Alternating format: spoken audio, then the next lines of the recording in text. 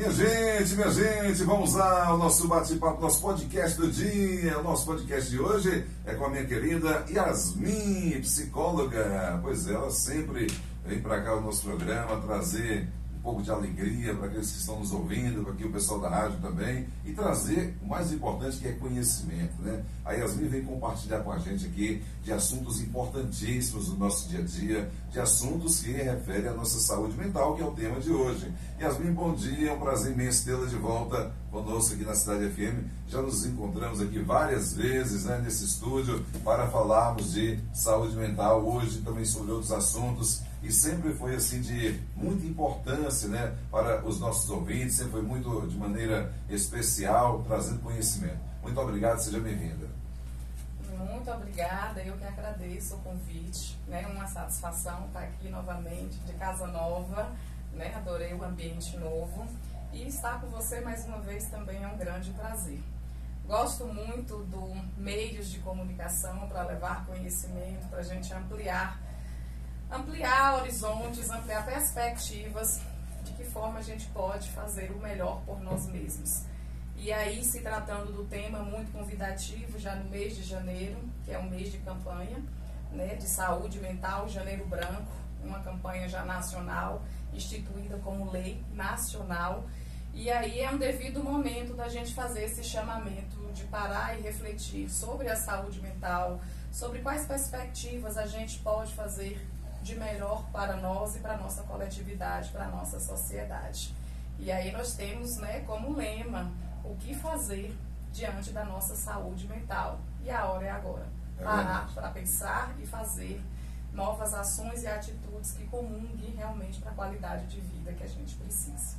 Aí a gente sabe, a testemunha disso, que eu sou um grande divulgador do trabalho do psicólogo, que eu acho importantíssimo, né? Tem muita gente que ainda não teve essa consciência, talvez por falta de conhecimento, não é? De ter essa consciência da importância do psicólogo. A gente sempre tem aqui buscado alertar as pessoas dessa importância de cuidar da saúde mental e de deixar claro para as pessoas que psicólogo, psiquiatra e terapeuta não é médico de doido, pelo contrário, é médico de quem ainda tem jeito, de quem está realmente no caminho e que precisa de outra pessoa, de um profissional para ajudar a ver, para clarear um pouco os seus caminhos. Então hoje, Yasmin, falando para a gente de saúde mental, eu acho que é um tema bacana, principalmente depois dessa pandemia, né, que se alastrou pelo mundo afora, e eu acho que foi assim o ponto mais crucial, o ponto que realmente mexeu com a vida das pessoas foi a saúde mental, né? Porque foi muita coisa, foram muitas mortes, era muito medo, era muito terror que a gente via, sabendo, morreu tantas pessoas hoje, tantos estão internados e sempre perdemos amigos, pessoas próximas da gente, né? Que a gente tinha aquela convivência diária. Então acredito que isso daí mexeu demais com o psicológico, com a saúde mental das pessoas, não é? Exatamente isso. A gente enxerga que a pandemia foi só um gatilho coletivo para dar maior evidência ao que já acontecia na nossa coletividade sobre saúde mental.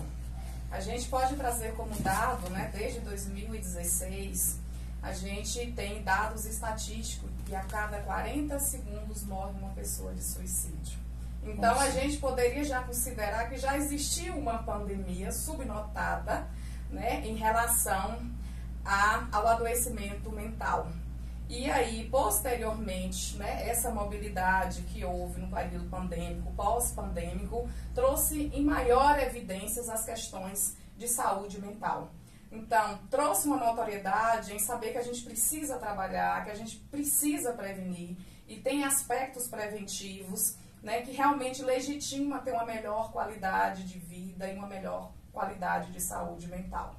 Então, a gente entende que a pandemia foi algo que só impulsionou o que já estava acontecendo enquanto adoecimento coletivo.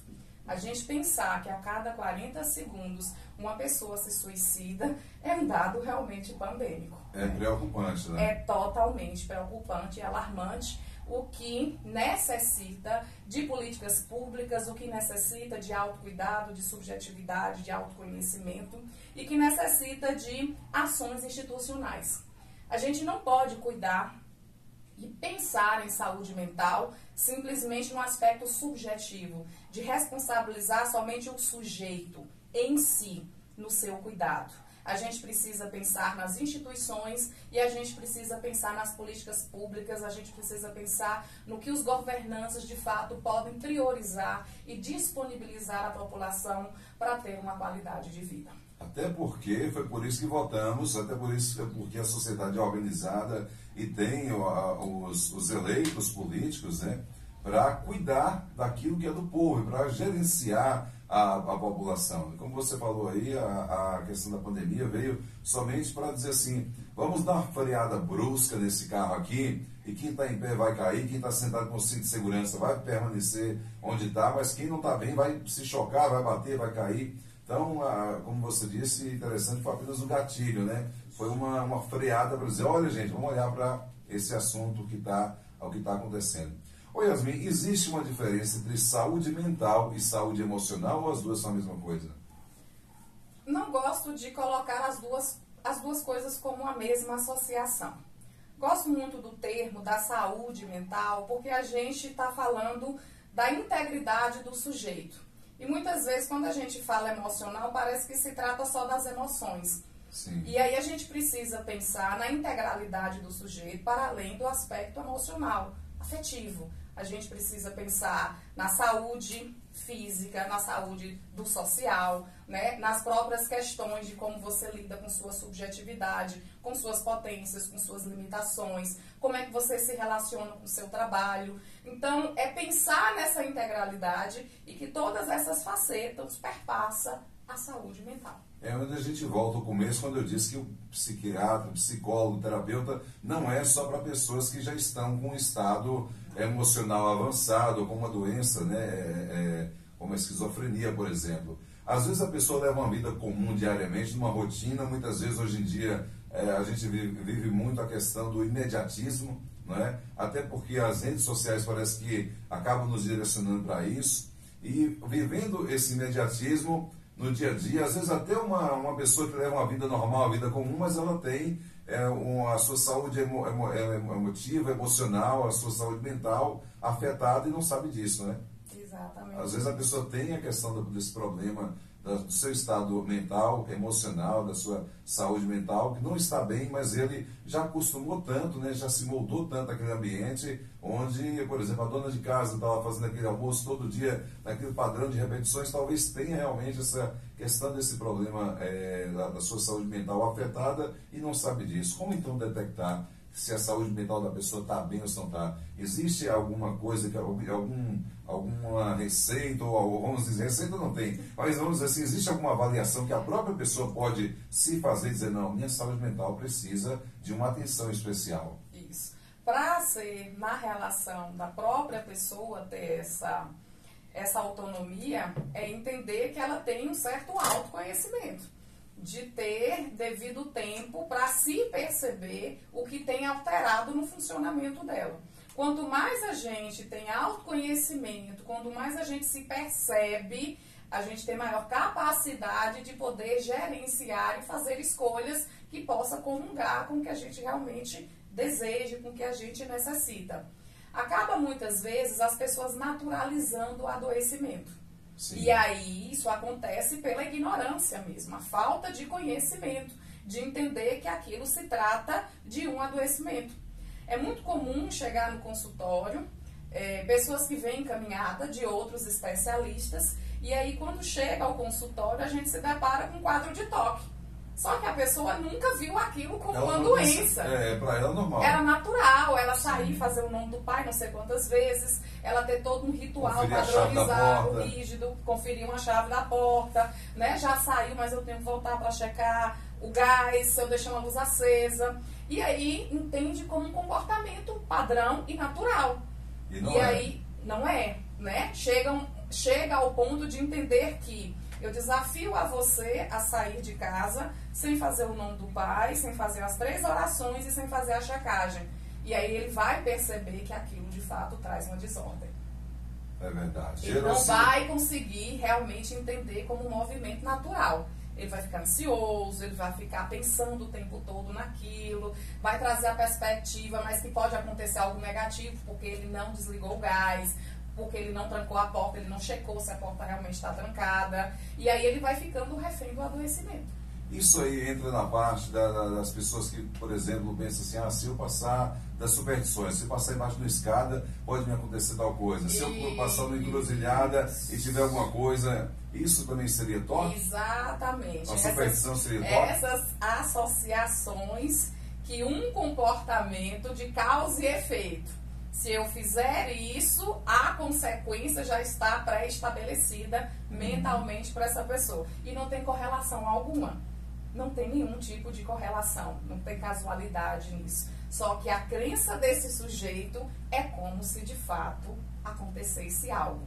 E se acontecer que não tem uma correlação, ele vai reforçar a crença que ele tem. Eu deixei de fazer aquilo que aconteceu. Então, assim, é um trabalho muito minucioso de trabalhar as crenças, de trabalhar os pensamentos distorcidos, até realmente a gente levar esse sujeito a ajustar-se, a lidar, conhecer de fato o transtorno e aprender a lidar. Não ficar realmente prisioneiro prisioneiro dos pensamentos disfuncionais, dos pensamentos distorcidos. Essa questão da saúde mental afetada, ela também afeta crianças? Ou somente, vamos dizer, nós adultos temos esse problema, as crianças vivem no mundinho da fantasia delas e não têm a saúde mental afetada? Adoraria que fosse só adultos. Não, e aí a gente pode pensar que desde muito precoce tem vindo uma demanda, né, muito grande do infantil. Já tem 12 anos que eu trabalho com criança e cada vez mais novas chegam ao consultório. Então, é se pensar que a gente precisa ter o olhar não só da subjetividade, mas da coletividade. O que acontece na nossa sociedade? O que realmente impacta nas nossas famílias? O que tem mudado, que tem levado a esse adoecimento tão precocemente? Né? A tamanhas fragilidades na saúde das nossas crianças, no enfrentamento das frustrações, né? Nas dificuldades das relações sociais. Então, é entender que as crianças também adoecem, né? Quadros de ansiedade, quadros fóbicos, quadros, né, depressores. E aí a gente precisa fazer um chamamento, né? Um chamamento para se perceber qual é esse estilo de vida, de coletividade que temos hoje. O que de fato vem de reflexo do nosso trato educativo, que é levado hoje para a educação das nossas crianças. A gente tem uma faixa etária de pais, né, em média de 30, 40 anos, 40 e poucos anos, que houve uma infância com restrições, hoje tem uma melhor ascensão de vida em relação aos pais e se torna hoje uma relação muito permissiva com os filhos. Facilitar demais a vida dos filhos é realmente se tornar, né, uns adultos limitantes, né, e pessoas muitas vezes frustradas e dependentes do outro, para se sentir bem, para se validar, para se encaminhar na vida. Não consegue realmente se emancipar. Eu estava falando sobre isso que você citou aqui agora com um amigo essa semana. Nós estávamos falando sobre os nossos filhos. Eu, Josi, está aí gravando e ouvindo. Eu acho que ultimamente a gente tem facilitado demais a vida dos nossos filhos e isso realmente acaba de uma certa forma trazendo esse problema futuro, facilitar demais a vida dos filhos. Hoje, por exemplo, a gente vê muitas crianças que estão usando demais a questão do celular, a questão das redes sociais. Tem criança que sabe mais lidar com o celular, que sabe mais utilizar o celular, e crianças pequenas, vamos dizer assim, na faixa etária bem pequena, que sabem fazer mais coisas do que um adulto. Certo. Isso é preocupante, Yasmin, essa questão do uso do celular muito cedo. Tem pai, por exemplo, ou mãe, que para ver o filho quieto, não, toma aqui o celular para você brincar. Isso está correto, fazer essa troca do cuidado que o pai poderia, que às vezes o pai e a mãe também, eu falo porque todos nós hoje em dia somos praticamente independentes do celular. Então tem pai e mãe, não, vou dar o celular ao meu filho aqui para ficar quieto, para deixar em paz. Aquilo ali está trazendo um problema futuro para o filho? Bem, o primeiro ponto aí que você trouxe, eles são nativos digitais, então é muito diferente da gente que Sim. Nascemos antes e depois fomos desenvolver habilidades em relação às tecnologias. Então, a facilidade deles é muito maior, né? Pra gente, tem muitos ainda que é um bicho-papão, né? Que não é muita coisa de internet, não é de fuçar, se um trem dá um problema, né? A gente chama o técnico, a gente não mexe, não resolve. Muito diferente deles, né? Que eles fuçam, eles caçam jeito, eles já são meio que autodidatas, veem uma videoaula no YouTube, na internet e tentam resolver. Então, por ser nativos digitais, eles já têm algo realmente inerente à geração deles e que tem uma maior facilidade. Só que é entender que é necessário uma psicoeducação no uso, né, das telas. Tem realmente cada vez mais aumentado o uso de crianças e adolescentes. E não dizer por que não adultos, né? Sim. Porque tem muitas crianças que trazem também o excesso dos pais. Trabalha o dia todo e aí chega, liga a TV, vai para a poltrona, liga a TV e está aqui no celular juntamente, né? Então a criança também ela acaba tendo esse lugar da moderação de como os pais lidam com as telas. Esse excesso traz prejuízo, sim. Porque a infância ela tem que estar atrelada à ludicidade, ao brincar. E são habilidades que têm que ser desenvolvidas na infância, né? O contato com o outro, o contato com o chão, com a terra, com o recurso lúdico. Isso desenvolve N habilidades cognitivas, executivas, que são extremamente necessárias para o nosso desenvolvimento, para a nossa aprendizagem.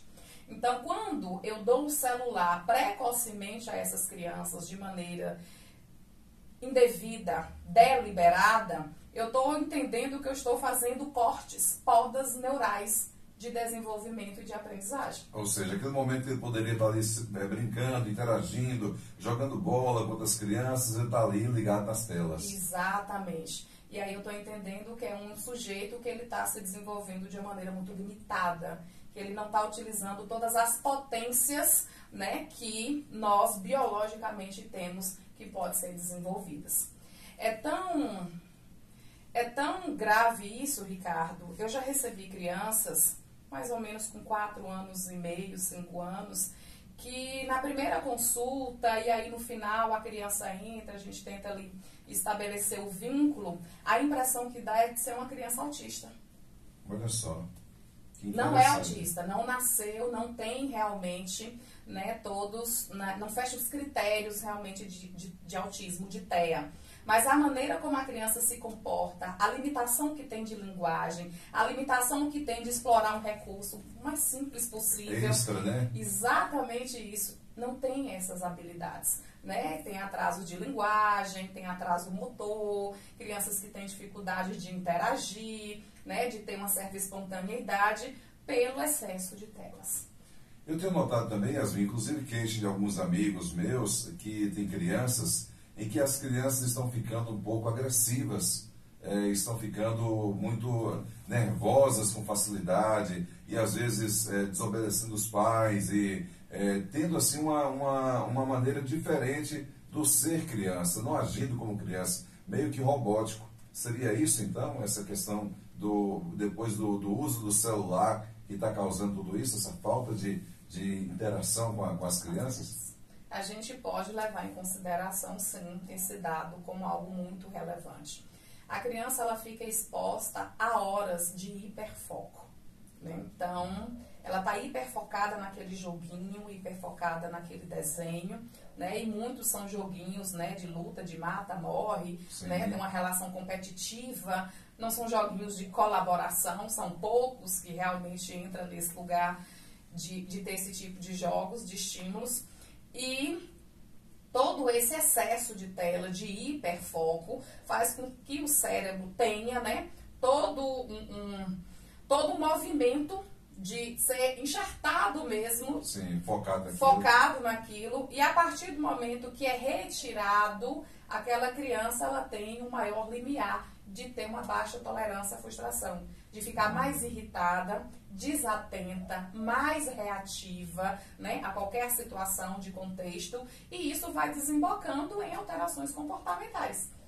Tanto que quando a criança vem para o processo psicoterapêutico, né, uma das orientações iniciais é a higiene das telas. E tem casos que não é nem higiene, tem casos que a gente é radical, que precisa realmente tirar, porque é um nível de comprometimento muito grande. Claro que é um retirar em micropassos, né? Porque tem uma relação, muitas delas já de dependência. Só que para tirar o celular, eu preciso inserir outros elementos que sejam de interesse da criança, que eu possa despertar dentro da ludicidade de atividades que são estimulativas. Verdade. Então você pai, você mãe, você cuidador que está aí nos ouvindo, né? Fique atento ao que Yasmin está explicando aqui, porque a gente não está aqui para julgar o comportamento de ninguém, cada um cria seus filhos como achar que deve, mas estamos aqui trazendo a entrevista de uma profissional no assunto, justamente para que você possa estar trazendo, possa estar levando esse conhecimento para a sua vida. Então, procure evitar que as crianças passem tanto tempo no celular ou nas telas, para que esse passar de tempo, que talvez vai dar um pouco de sossego para você agora, mas que no futuro você poderá estar trazendo problemas sérios, né, na questão de relacionamentos, na questão de aceitação das dificuldades, dos desafios da vida para essa criança, para esse adolescente. Yasmin, para quem tem um filho, por exemplo, ou uma filha que já está nesse sentido de estar num vício no celular, no tablet, no computador, na TV, enfim, nas telas, de que maneira começar a trabalhar isso agora gradativamente, quando parece ser tão difícil hoje arrancar o celular de uma criança que já está acostumado com aquilo ali? Primeiro ponto é procurar ajuda especializada, né? Eu acho muito desafiador para os pais sozinhos gerenciar isso, até porque tem os aspectos envolvidos, né, emocionais, afetivos das crianças, e aí precisam buscar profissional, buscar um psicólogo, buscar muitas vezes um psiquiatra associado, tem casos que realmente necessita, e a partir daí ter um trabalho tanto com a criança como com os pais. Então, o trabalho do acompanhamento infantil não pode se resumir de maneira alguma só à criança. A efetividade do tratamento se dá com o envolvimento dos pais e realmente a efetividade das orientações, o colocar em prática. E quando os pais se envolvem, eles vão realmente, né, criando mais coragem, eles vão se sentindo ancorados, né, que tem alguém para dar o suporte, que vai ter eles tentativas, a gente vai respeitando o tempo de cada família, a logística de cada um tem dentro da sua rotina, mas é saber que é um trabalho coletivo e que todos numa mesma linguagem nós temos resultados efetivos. Tem como dar certo.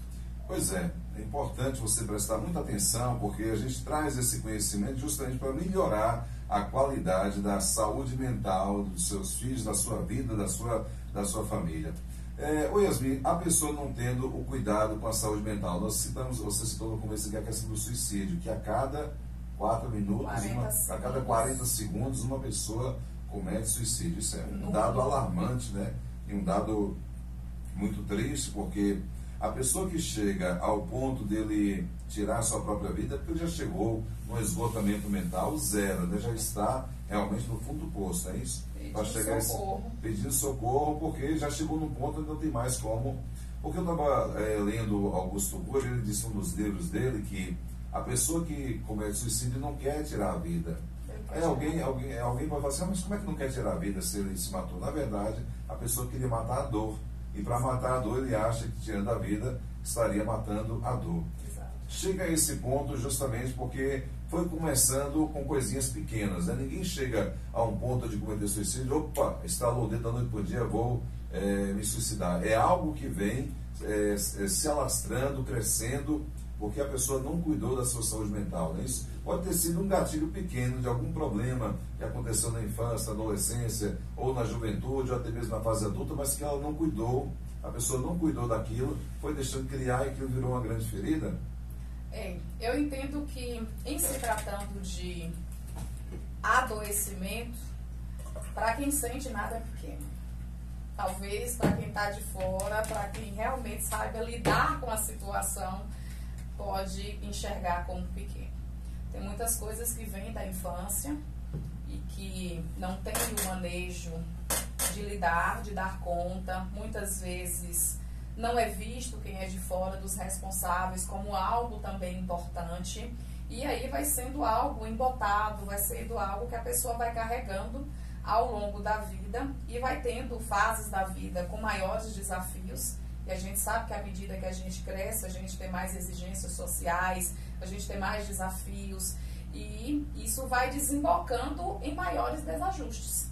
E desajustes esses, quando não visto, cuidado, tratado, vai chegar um momento de uma ineficiência que essa pessoa não sabe realmente conviver com aquilo. E é uma tamanha dor, é um lugar de uma proporção que ele realmente busca estratégia para tirar isso. E isso usa como artifício o suicídio. É acabar com a dor. Não é o intuito da vida em si, mas é saber que perante a dor que ele sente, não tem um sentido de viver com aquilo. É interessante. O suicídio seria o ponto final de tudo, né? Para quem chegou a uma doença mental de forma exagerada, vamos dizer assim, seria o ponto final. Mas quais são outras doenças que poderia, que a gente não cuidando da nossa saúde mental, podemos desenvolver? Você traz aí uma fala iniciante aí como ponto final, mas lamentavelmente tem sido tão corriqueiro a questão do suicídio que eu não considero como ponto final. As pessoas hoje, dentro da fragilidade que se tem emocionalmente, é como se não desse conta de ter resiliência, de ter realmente maiores enfrentamentos para não chegar a esse recurso. Então, estou entendendo que tem sido cada vez mais fácil acessar logo esse recurso de maneira mais imediata. É como se cada vez mais a gente está vivendo numa sociedade que as pessoas não toleram sentir dor, sentir frustração.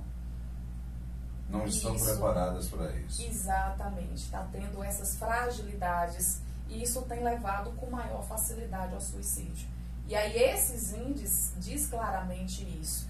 Não é esperar que realmente todos estejam no fundo do poço, mas é porque muitas vezes, diante do que já começa a se sentir, o não saber lidar, o não reagir, o não ser acolhido, ou não ter os devidos incentivos que são necessários para tratar, que a gente sabe ainda tem os tabus, ainda tem os preconceitos, tudo isso inviabiliza e vai colocando de uma maneira muito fácil a alternativa do suicídio. Ou seria, vou lá e tiro a vida, acabou os problemas. A ideia seria essa. Exatamente. Tem sido muito banal esse tipo de pensamento. E de que maneira, então, nós podemos, além da busca por um profissional, que é importantíssimo, né? Se você está nos ouvindo, tem alguma coisa, você está nos assistindo na internet, tem algo que te incomoda, tem algo que você vê que está tirando um pouco a sua paz, que não tá certo, que aquilo está realmente trazendo essa preocupação, essa angústia, essa dor, porque todos nós precisamos de um psicólogo, né? Independente se você está com algum problema te incomodando, não é importante você sempre passar por um psicólogo para manter também a sua saúde mental.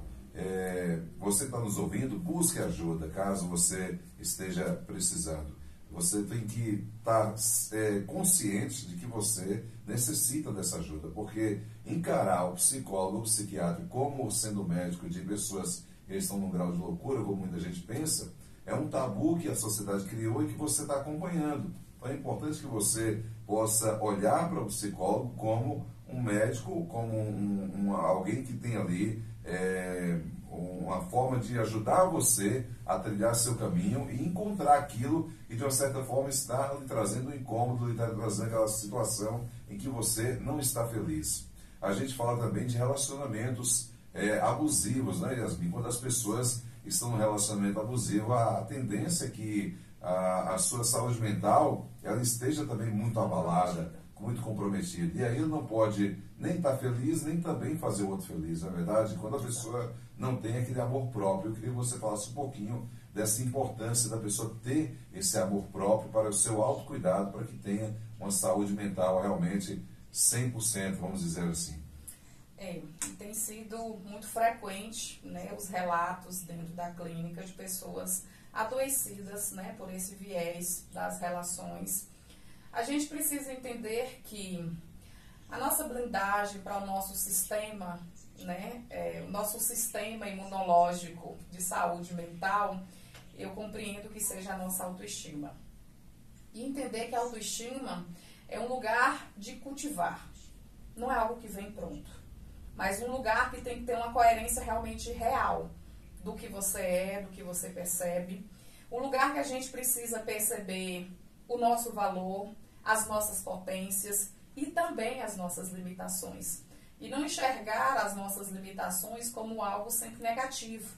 Eu preciso só aprender a lidar com ela para que as minhas limitações não comprometam a minha maneira de viver e não comprometam as minhas relações.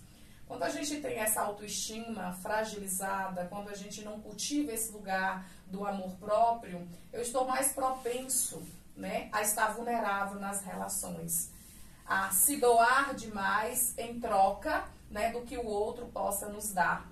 E aí muitas vezes são relações que a pessoa recebe migalhas, né, de afeto e se doa muito mais. Então a gente vai entendendo que tem algo desproporcional aí nessa relação. Não há um equilíbrio que é necessário dentro de qualquer relação, não só amorosa, mas nas amizades, né? Tem muita relação de dependência emocional em amizades, chega muito no consultório. E aí é entender que a ferramenta do autoconhecimento é algo extremamente necessário para fortalecer a percepção que você tem de si, o conceito que você tem de você. É entender que o outro tem valor, nós somos seres sociais, né? Nós precisamos viver em comunidade, nós temos a capacidade de ajudar o outro e ajudar o outro também nos faz bem, mas isso não pode ser em detrimento do meu bem-estar. Eu não posso doar mais ao outro negando a mim mesma. Tem um desajuste e isso cada vez mais vai me alienando, vai me colocando no lugar de não me ver. E isso vai cada vez mais minando dentro das relações. Se torna tóxico você viver em função do outro, só com o que o outro quer. Você diz sim para o outro e diz não para si mesmo. Então essa equação vai dar algo realmente comprometedor. E isso acontece também, não só, a gente não está falando só de relacionamento entre um homem e uma mulher, entre casais, na verdade, entre casais, que casais hoje pode ser mulher com mulher, homem com homem, como a gente acredita, mas assim, até na relação de mãe com filho, de pai com filho, de alguém que você seja responsável por ele. Isso é muito amplo, né, Yasmin? Essa questão de querer dar o seu melhor. E a gente volta naquela parte onde nós falamos que os pais estão facilitando demais.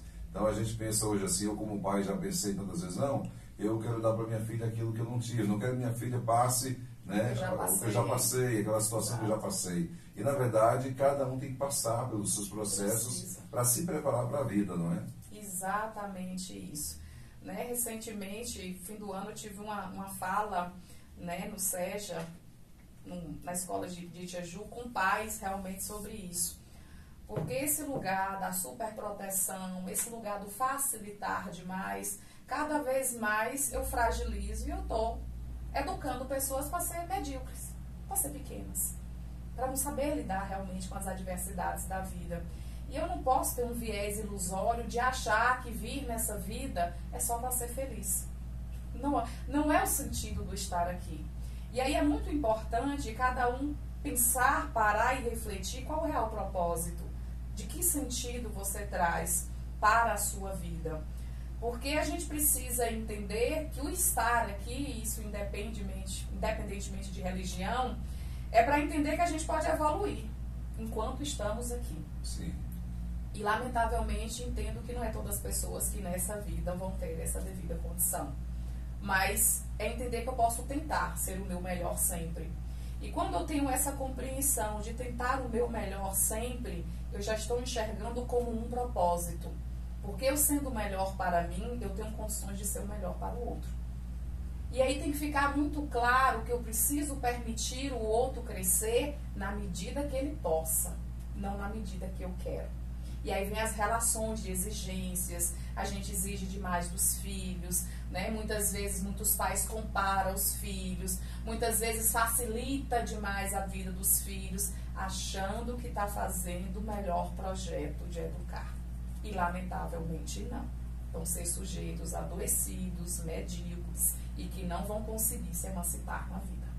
É verdade. A gente falando, você falou antes, a gente começou a questão da ansiedade, depressão, tudo isso são fatores de uma saúde mental adoecida. A depressão, você citou aí a questão religiosa e tudo mais, e é por muitas vezes que a gente ainda vê algumas pessoas dizendo, a depressão é falta de Deus. Eu acho que é muito pesado você falar um negócio desse para uma pessoa que está enfrentando muito preconceito, né? Falar para alguém que está enfrentando uma situação de ele perdeu ou está perdendo o fio da meada da própria vida. Né? A depressão não é uma falta de Deus, é justamente porque foram acumulando, né, tantos problemas que a pessoa chegou a esse ponto. Né? É um adoecimento, exatamente isso. Né? Se fosse assim, padres não adoeciam, não tinham quadros, né, depressores. É muito tabu, é muito esse lugar de falas que descaracteriza o adoecimento. E os pacientes, eles sentem muito, principalmente quando vem da família, esses tipos de fala.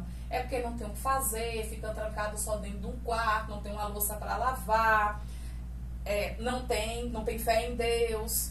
Então, assim, ansiedade não é nada, é coisa banal, é porque não tem realmente um trabalho, não tem algo para se ocupar. Então, são tipos de falas que, para quem está no adoecimento, pesa demais. Porque quem sente sabe o devido peso e o quanto compromete. Ninguém quer ficar realmente nesse lugar do adoecimento. Eu entendo que muitos têm dificuldade de sair dele, porque realmente tem quadros que são mais difíceis, tem pessoas que chegam num lugar que não tem mais forças, mais energias para poder se movimentar, e demanda mais tempo no processo de tratamento. Mas é entender que esse sujeito, ele tendo suporte, ele sendo validado, ele tem muito mais condições de chegar ao seu equilíbrio emocional. É verdade. Pois é, minha gente, hoje o nosso podcast está sendo aqui com a nossa psicóloga Yasmin, que veio aqui, tirou um pouco do seu tempo na sua agenda para atender o nosso convite, para vir aqui trazer esclarecimentos, para que assim possamos aumentar os nossos conhecimentos nessa área tão importante que é a nossa saúde mental. Eu estava lendo outro dia, Yasmin, que a questão do exercício físico, ela é muito importante também para contribuir para a saúde mental. É verdade isso? Isso. Todo o nosso tratamento perpassa também uma conjuntura de mudanças de hábitos que vai comungar numa qualidade de vida. E a atividade física é uma delas. Então, todo paciente que vai no psiquiatra, que vai no psicólogo, vai ouvir essa orientação. A atividade física. A menos que fosse um paciente, né, que tenha algum tipo de problema que não possa se exercitar. E é um incentivo. É um incentivo diário, é uma luta diária para que esse paciente ele tenha essa constância em se desafiar. O paciente ele chega, ele não está motivado, ele não tem energia, ele chega cansado, mas a gente entende que se você chegou até aqui é porque realmente compreendo que você quer sair desse lugar. E sair desse lugar agora, o que demanda de você é compromisso e disciplina. As pessoas tendem muito a ideia que para mudar é só quando eu quero. E para mudar só quando eu estou motivada. E a gente não trabalha psicoterapia nessa perspectiva. A gente trabalha com disciplina, com constância, com compromisso ao que precisa para chegar no devido lugar que mais adiante você vai ficar motivado. A gente só motiva quando já tem um hábito de algo que é legal e que você gosta. E aí a gente precisa fazer todo esse engajamento com o paciente diário, de compromisso, de levantar, de ter essa rotina, tanto da atividade física, quanto a mudança de hábitos alimentares. Né? Hoje já tem muitos estudos voltados à questão do alimento, os folhosos verdes escuros, que ajudam muito nessa relação da ansiedade, da depressão, né? O extinguir certos alimentos do nosso cardápio, que também acaba sendo potencializadores. E tudo isso são informações que vai comungar para levar esse lugar de qualidade de vida. E o paciente que abraça essas orientações, que atrela essa rotina dinâmica com qualidade, ele tem um maior progresso na terapia. Ou seja, não é um cuidado só dos pensamentos como muita gente imagina. Exige levantar-se dessa, abre aspas, zona de conforto que ele criou, né? E que já está acomodado, como aquela história da rã, que o cara colocou ela numa panela com água e levou ao fogo. À medida que a água ia esquentando, a rã ia moldando seu corpo a suportar, até chegou um momento que não tinha como ela pular fora mais. Né? Então, às vezes acontece da pessoa chegar nesse ponto, né, da rã, de ir acostumando, não, o espinho está me furando, mas está tudo bem, tem aqui outro espinho furando, mas estou aguentando, e sair disso daí sair dessa zona de conforto, desse pulo para fora dessa panela de água quente, exige que algum sacrifício, né? Exige que a pessoa realmente tenha essa disciplina de você sair da sua zona de conforto e se autoajudar, não é? Isso. Se autoajudar. A primeira parte, né, do tratamento é realmente estabilizar o trabalho de rotina, né, com o paciente. Precisa a gente entender a importância do sono, a qualidade do sono, a qualidade alimentar, a atividade física, a qualidade das relações, né, com que frequência você faz coisas que você gosta, que você sente bem de estar com pessoas que você gosta. Então, é uma primeira etapa totalmente voltado para a rotina, para o seu comportamento, né, de vida. Posteriormente, isso vai dar já respostas positivas dentro do tratamento e aí a gente vai ter condições de acessar melhor as crenças, de acessar melhor, né, os aspectos disfuncionais do pensamento. Mas todo o tratamento tem que estar atrelado ao comportamento. A mudança de crença, a mudança de percepção não efetiva a concretização do tratamento. Então, se não tiver mudança de postura, de ação, não tem validade. Você fica aqui com conhecimento que deve ser feito, mas sem colocar em prática não há mudança. A fé sem obras é morta, como diz a Bíblia. É bem isso. Bem isso aí, né? Precisa realmente da ação. Não adianta romper a crença e manter as mesmas posturas, manter o mesmo repertório comportamental. Esse comportamento, ele precisa ser ampliado, esse comportamento, ele precisa ser realmente experimentado para ter novas respostas. Beleza, olha, tem uma pergunta aqui de um ouvinte. Gostaria de saber, de Yasmin, como mudar a mente de uma criança obesa de 10 anos para perder peso. Eu acho que você respondeu aí quando disse que precisa da ajuda psicológica, não é? Precisa. E eu digo que é uma conjuntura, é um trabalho de equipe. Né? Precisa de um nutrólogo, possivelmente de um endócrino. Tem casos que precisa de um acompanhamento de um psiquiatra infantil, da terapia. E aí vem a atividade física. Tem toda uma conjuntura e além da criança, pensar nos hábitos dessa família, os ambientes que vocês frequentam, né? Como vocês selecionam os alimentos. Então, não se trata só a criança, né? Mas o contexto dela precisa ser visto e os hábitos e a rotina da família também precisa ser vista. Então, quando a gente trabalha a questão da obesidade infantil, é com todo mundo que tem que estar no mesmo pacote de mudanças. É coletivo. É coletivo. Fica muito desafiador só a criança comer isso, esse alimento adaptado, essa quantidade, e todo mundo mais come os demais alimentos, né, na quantidade que quer, sem ter realmente também restrições, sem ter um cardápio que seja coletivo a toda a família.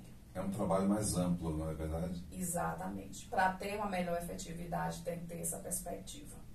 Pois é, minha gente, para você que quer, né, ajuda na sua saúde mental, quer um espaço para você abrir seu coração e abrir o verbo, como a gente costuma dizer, porque no psicólogo você pode falar tudo aquilo que você está sentindo, né, falar das suas emoções, dos seus sentimentos e encontrar junto com a profissional Yasmin ou outros profissionais da cidade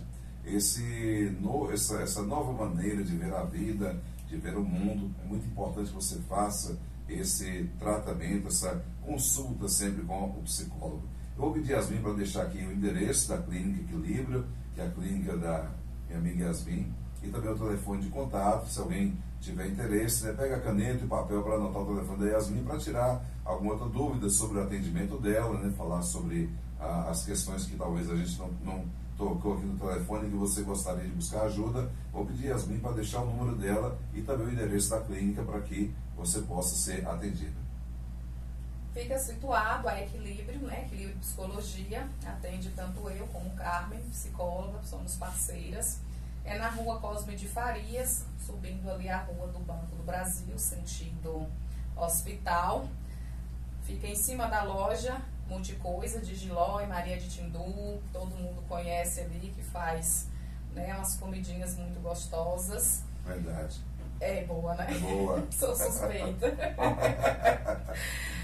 Meu telefone é 77-999-670183, né? Sempre estou atendendo de segunda às quintas-feiras.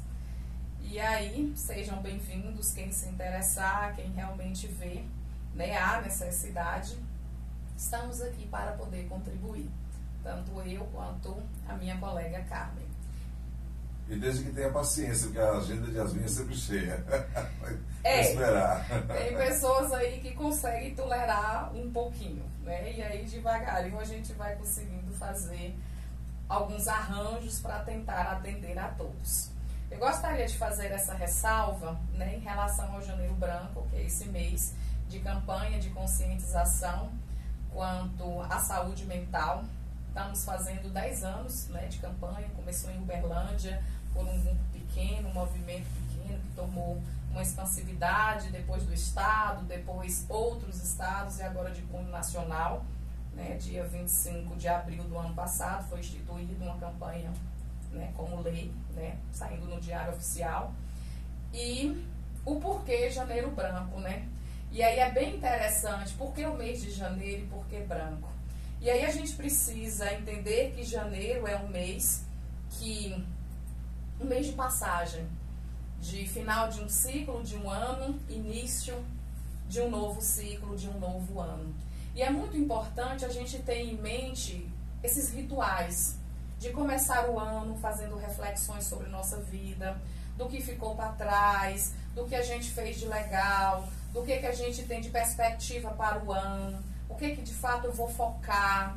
Então é um mês que está começando um novo ciclo, que é uma folha em branco, uma tela em branco, que você vai preencher ao longo do ano, né? E aí, desafio a você em casa a pegar a sua folha de papel em branco e visualizar suas metas, visualizar seus projetos, o que vocês vão dar foco, trazer um sentido, um propósito a cada ano que a gente vivencia.